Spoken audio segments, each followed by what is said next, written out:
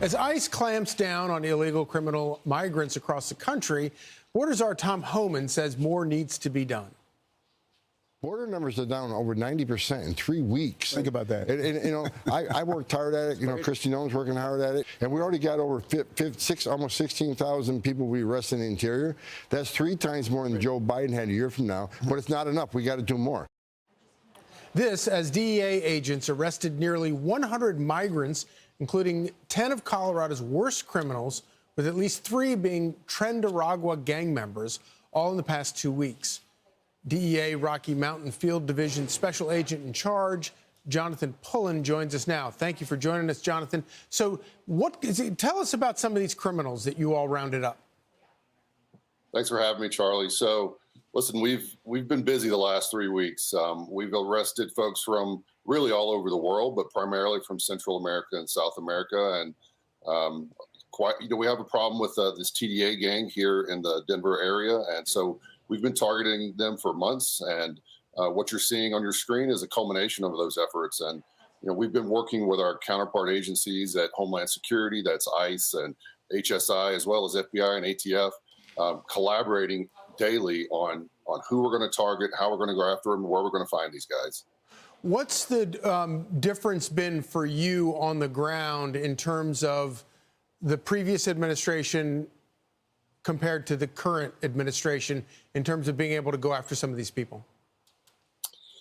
Well, listen, we've always done this work. DEA has always been involved in tracking down the worst offenders in our cities and our states. What's different is now that we have some added immigration authorities that have been granted to the Department of Justice agencies.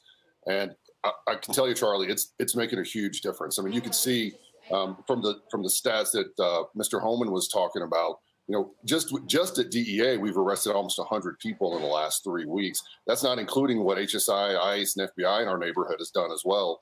So that extra immigration push is essentially allowing us to take people off the streets and send them to their home countries, as opposed to spending time and money investigating, prosecuting, and incarcerating them, which costs an enormous amount of money to the U.S. government.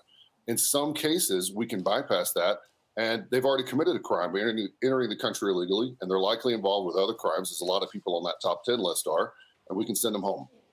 And I'm assuming that crackdowns like the one that you've just executed probably goes to the heart of breaking up the gang in a place like Colorado for good. That's what we're hoping for, right? I mean, some of these people are very serious criminals, right? We're talking about major drug trafficking. If you look at that list, there's a guy in the top center there. His name is Kevin. Kevin's a fentanyl dealer, right? He also deals in meth.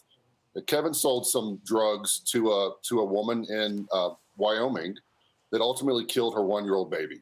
Wow. So listen, when we found out about that, we tried to prosecute the case. There's a lot of layers to it, but the case was not taken by the local DA's office.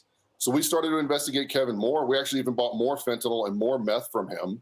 And then recently we were able to arrest him. So in a case like Kevin's, right, where he's selling fentanyl that killed a child, now we're going to be able to take him off the streets. Yep. We've already taken him off the streets. He's in custody, send him back to his home country. And with a stronger border, he's likely not going to be able to cross again. Kevin's actually crossed the border illegally several times already. And what is he doing? He's not getting a job in construction, trying to send money back to his family. He's selling fentanyl and meth, and he's killing Americans. Keep up the good work. Thank you, Jonathan.